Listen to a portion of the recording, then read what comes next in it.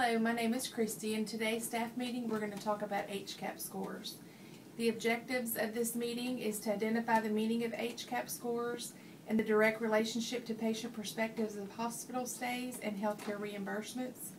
We're going to identify 3 target areas to improve HCAHPS scores, which are communication, responsiveness of staff, and pain management.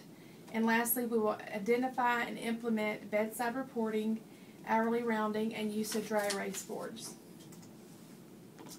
The goals of using these areas are to reduce call lights, improve patient perspectives of care, increase nursing satisfaction and efficiency, reduce patient falls, and reduce skin breakdown.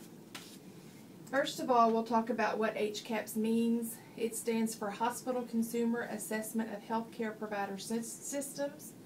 It is the first national standardized publicly reported survey of patient perspectives of hospital care. It's required by CMS, and each hospital is required to report their scores and their surveys. Hospitals can receive a 2% reduction in reimbursements if they do not participate in the survey and report their scores. Patients are surveyed after their discharge from the hospital by a form sent in the mail or by a follow-up telephone call. Here at Willis-Knighton, we've been monitoring our HCAHPS scores from 2010 to 2012. This is looking at each quarter. The first topic that they focus on is communication with nurses. And on the bottom here, they addressed each unit in the hospital. The national average for communication with nurses is 75%. And here on our unit, we run about 83%. In pain management, on 6 West, our scores run about 79%, and the national average is 69%. And then the responsiveness of staff, we run about 73%, and the national average is 63%. So we, even though we're above the national average, we still have room for improvement. And to make these improvements, we're going to focus on some areas, which are bedside reporting, hourly team rounding, and dry erase boards.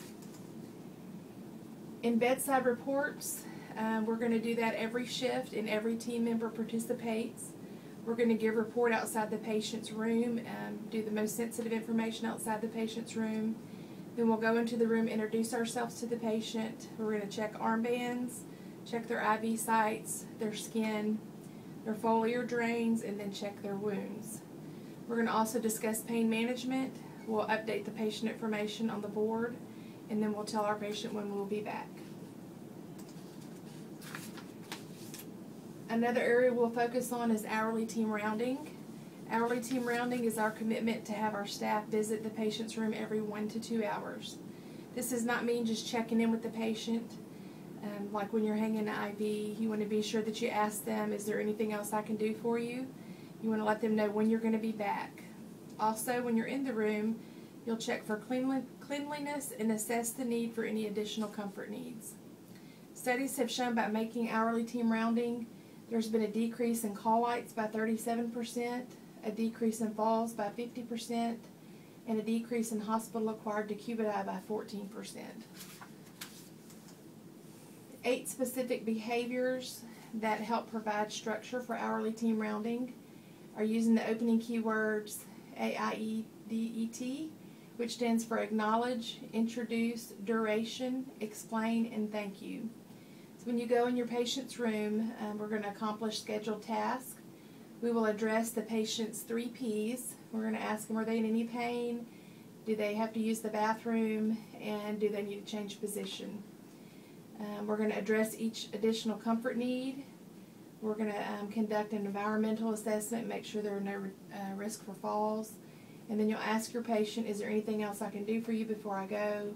I have time. You're going to tell each patient when you'll be back in the room, and then update your patient information on the board. And then also be sure that you document your round. The last thing we'll look at is use of dry erase boards. This is a way that we can keep an open line of communication with our patients. In the morning when we do our hourly team rounding, we're going to fill out our dry erase boards and be sure you put your name as the nurse and the charge nurse of the unit for that day. You'll put your plan of care for the patient.